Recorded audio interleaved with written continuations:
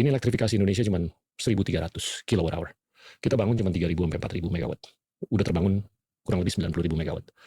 Untuk naikin elektrifikasi per kapita ke 6.000 kWh aja per kapita, kurang lebih kita harus bangun 400.000 megawatt. Jadi kalau kita cuma bisa bangun 3.000, kita butuh 130-an tahun. Ya, denominatornya harus dinaikin dari 3.000. Saya sih ngeliat, ya kita minimum harus bisa bangun 15-20.000 megawatt per tahun untuk meningkatkan elektrifikasi mencapai modernitas. Kalau saya lihat kan elektrifikasi adalah salah satu indikator dari apa yang terjadi, dan itu bukan target sebetulnya untuk saya. Siap. Yang penting adalah saya ciptakan demand yang cukup, di mana dari masyarakat yang semakin kaya yang bisa bayar elektrifikasi itu. Jadi kalau kita ngomong ke PLN sekarang, mereka selalu bilang mereka over capacity loh. Artinya apa? Ya mau didorong juga nggak ada yang beli kira-kira gitu, karena kemampuan masyarakat kita sebagian besar belum cukup, karena kita kelamaan tumbuh di kisaran 5%. Jadi kalau saya ciptakan ke orang makin kaya, golongan tengah menengah makin banyak, di mana akan naik, PLN pun akan invest dan yang lain pun akan invest. Jadi di pemerintah sekarang bukan, saya nggak pernah dengar mereka bilang kekurangan listrik. Mereka sedang mencari supply listrik yang sumber tenaga yang baru, yang lebih sustainable dan lebih hijau kelihatannya.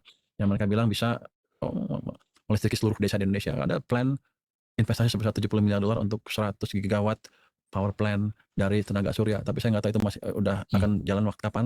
Sepertinya dalam waktu dekat sudah dihitung oleh Menteri SDM. Saya pikir rencana yang bagus asal teknologinya betul-betul teruji dengan baik. Tapi bukan itu masalahnya. Bisa bayar nggak orangnya? Di situ kan. Sekarang aja sebagian besar banyak sekali yang disubsidi oleh pemerintah. Apakah berarti kita harus mensubsidi semua tadi? Kan boros juga, pemerintah juga nggak kuat kan pasti. Jadi ya harus double-double.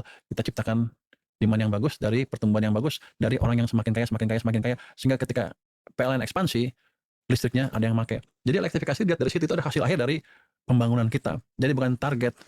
Saya nggak khawatir mengenai oversupply listrik. Apalagi kalau di bottlenecking terjadi dan akan terjadi. Kalau di bottlenecking terjadi, duit masuk, demand-nya akan. Nah, jangan sampai begitu demand-nya ada, listriknya kagak ada. Ya kan? Ya betul. Jadi kalau kita tanya PLN selalu oversupply, kenapa? Dulu waktu mereka rencana kelistrikan itu, growth-nya 6-7% saya ingat di desainnya. Ternyata kita hanya 5% terus-terusan, sehingga yang dibuat tidak terserap. Jadi pertama ya kita geser sana dulu cepat, nanti gitu PLN melihat makin pendek supply-nya, ya kan dia akan invest, walaupun nanti kalau perusahaan baru masuknya akan agak telat, karena paling nggak kalau bikin baru kan perlu 3 tahun paling nggak ya, 3 tahun paling nggak. Tapi saya sendiri, saya punya Geodipa yang namanya di bawah keuangan, itu adalah BLU yang specialized di geothermal. Dia hanya punya beberapa field, cuma 2 yang besar. Saya ingin perluas lagi itu sehingga kita bisa supply listrik dari geothermal, dan harusnya kan kita katanya punya potensi geothermal terbesar di dunia.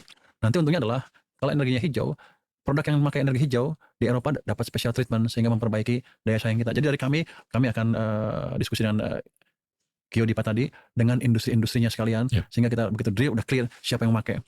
Kalau perlu nggak lewat PLN,